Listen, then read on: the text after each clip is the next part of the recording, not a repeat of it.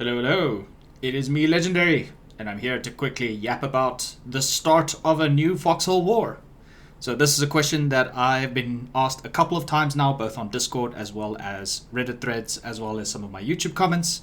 And I thought I would make a quick top 5 things that you can do as a brand new player in a brand new war within Foxhole. So, in case you're in a situation where the war is about to start and you're unsure what to do because the tech tree is reset and you can't jump in and immediately make a tank, what should you do? What can you do to help make your faction get ahead in the tech curve, get ahead strategically? I'm here to give you some suggestions and allow you to dive right into the war and help out progressing your army to victory. So these are my top 5 tips. Do keep in mind that I'm mostly a logistics player, so most of these will be logi tips because that will be the best way for you to help your faction forward in terms of getting supply lines up and running. Alright, let's start off with number 5, which is get Petrol as soon as possible. Petrol is a powerful tool in the early game because it allows you to get resource automation going efficiently as fast as possible. You always want your stuff to be working at maximum capacity, or else you will be throttled by the possibility that the opposing logistics teams are doing it instead of you. So Petrol is one of the ways that you can optimize a lot of the machinery that spawn within the game world. So the way you want to do this is get an oil field up and running in every hex where there are oil fields present. Best way to do this in the early game is to build 3 oil pumps, 4 oil refineries, a bunker base near it to provide AI coverage, and then build a bunch of 3x1 defenses around it, primarily rifle garrisons, to protect it against any partisans or any other sneaky things that might come and disrupt your logistics chain. So, what do you do once you have your 4 oil refineries going and they're producing a lot of petrol for the various hexes around it?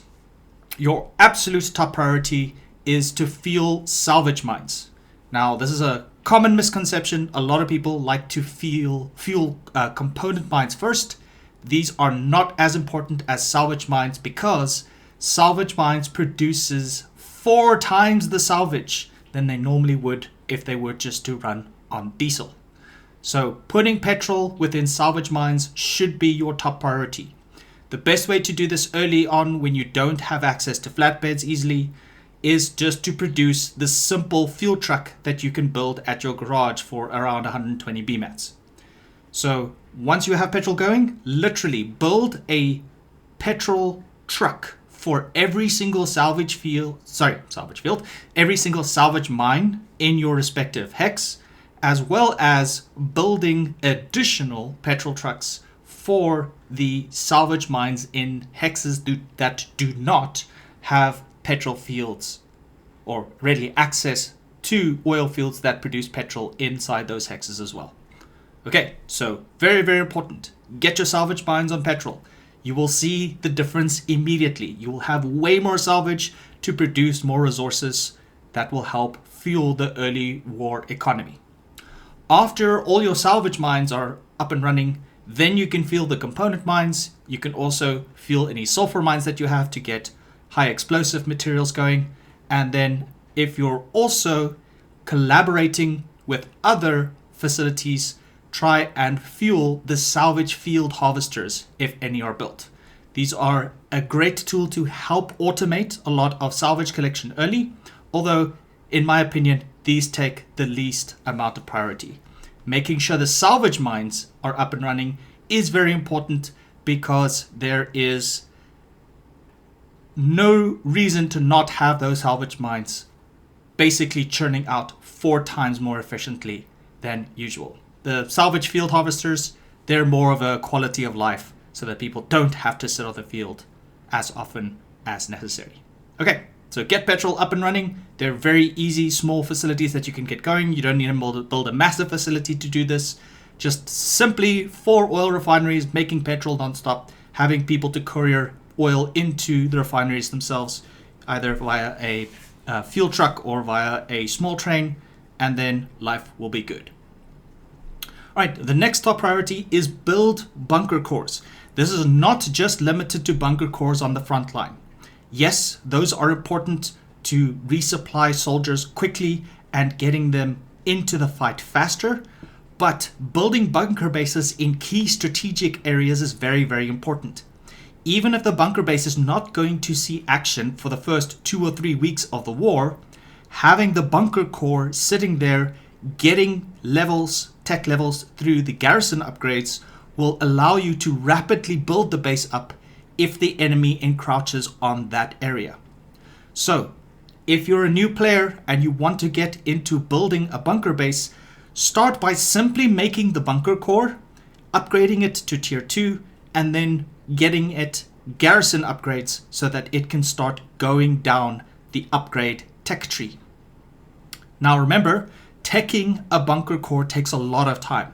It takes about a week to 2 weeks in real life time to get a bunker core with the appropriate upgrades to defend against various attacks.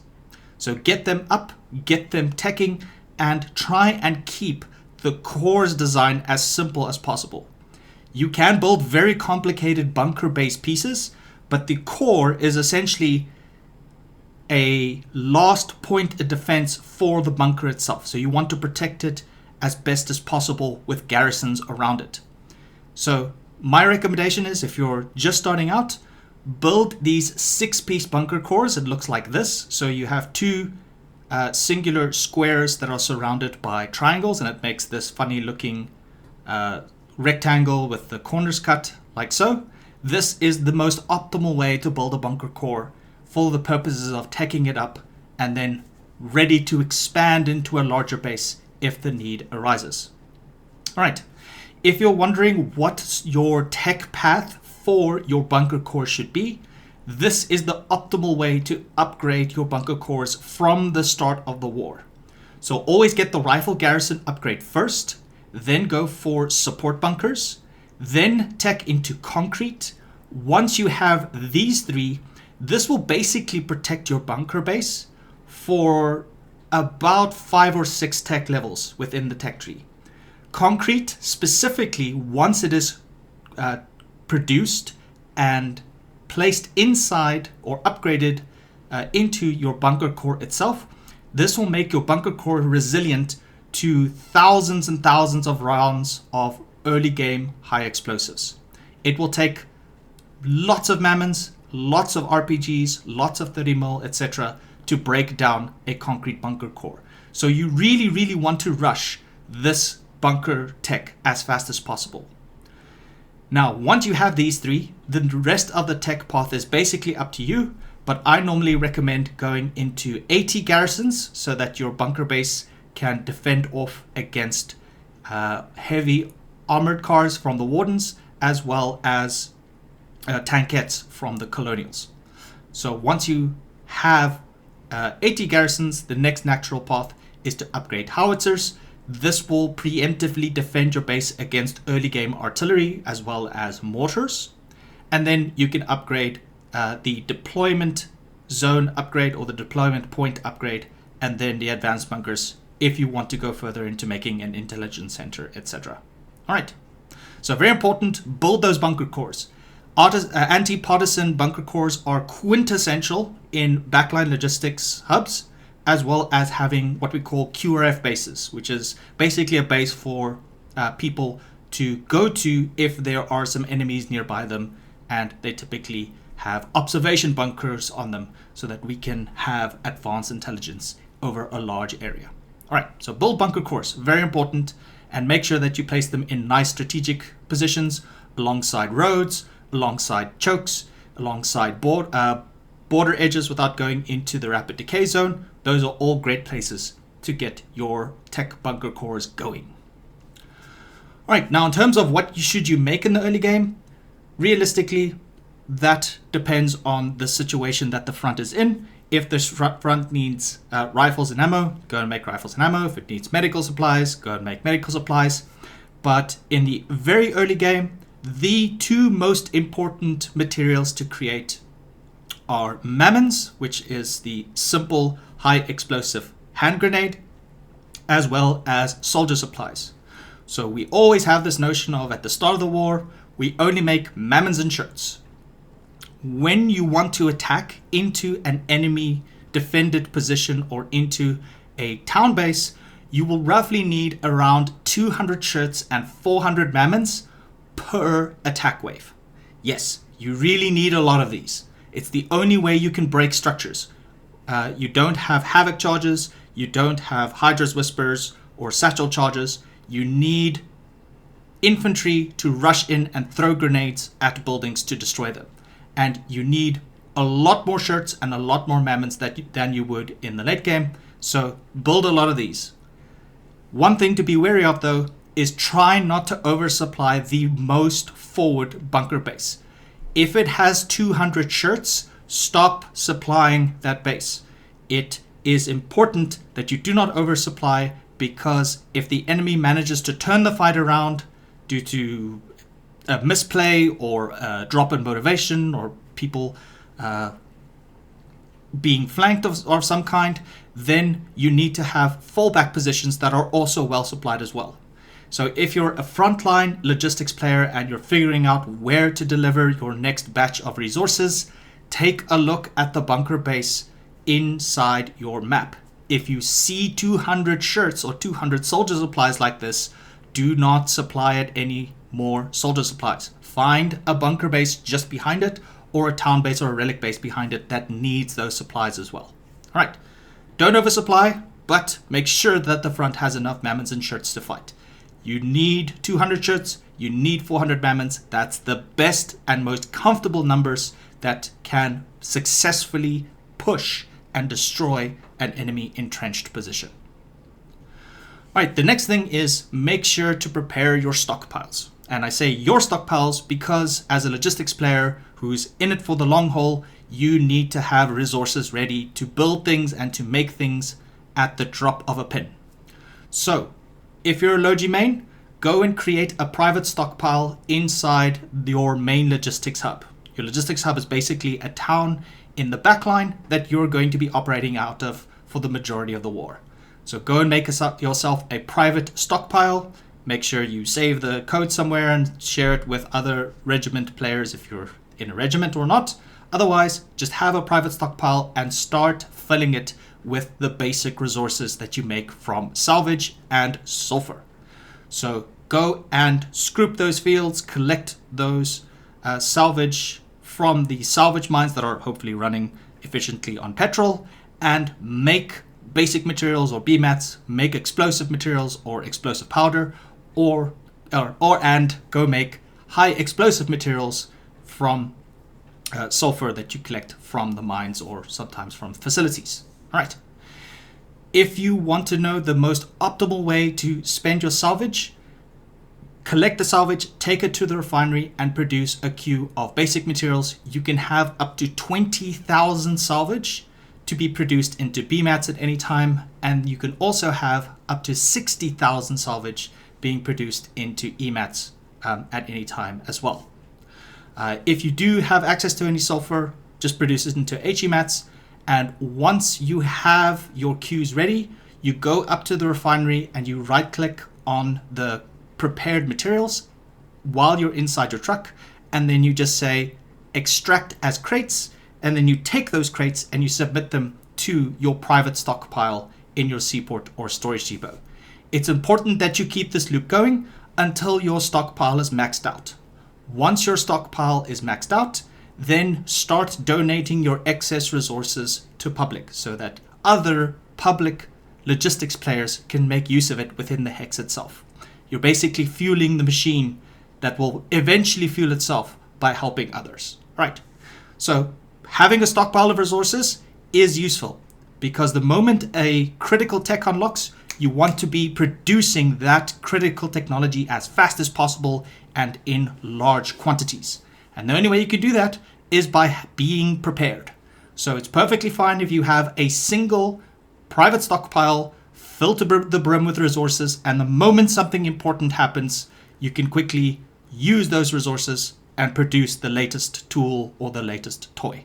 So for example, if flamethrowers tech, that's something that you want to produce right away. So go and have your stockpiles ready, make sure you have lots of HE mats, and prepare beforehand. All right.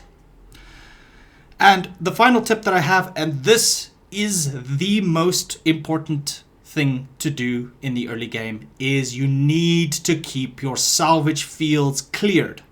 You do not want to be in a situation where you see this at all. It would be nice to see this on the map if you're in the process of looking for salvage, but as a faction, you never want to see salvage fields with a whole bunch of salvage ready to be harvested. That needs to be scooped as fast as possible. There is a very good reason for this. One, the enemy is doing it too. Trust me.